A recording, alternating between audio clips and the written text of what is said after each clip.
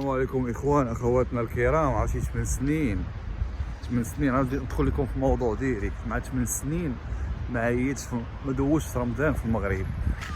الحمد لله اول رمضان لينا في المغرب، الله يدخلوا علينا ويدخلوا على الامه الاسلاميه بالصحه والعافيه وبالرزق وطول العمر وكاع داكشي اللي كتمناه ان شاء الله. خوتي هذا الشهر هذا العام بعد الحمد لله جات صبات فيه الشتاء وكان فيه كوارث طبيعيه وداكشي في الاخر ديال الله سبحانه وتعالى. غايه سبحان الله فهمتيني، كيطراو شي حوايج كيعطيونا بحال قلتي واحد الانذار من عند الله سبحانه وتعالى. المهم حنايا دابا حاليا غادي نمشيو اولا. جابتني الوقت والله كنت باغي نصلي حدا الدار باغي نصلي. جابتني الوقت في المعارف قلت له تنجي نصلي في جامع حسن الثاني، وحنا دابا في جامع حسن الثاني ان شاء الله. اول تراويح نبداو هنا ان شاء الله.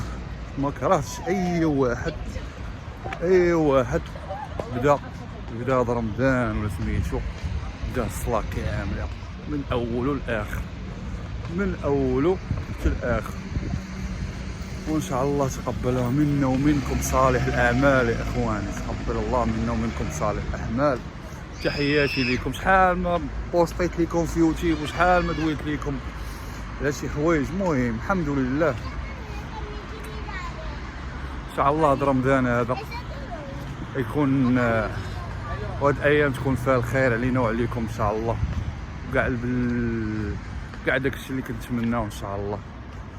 يلا تحياتي لكم مع هاد الصورة الجميلة اخوان.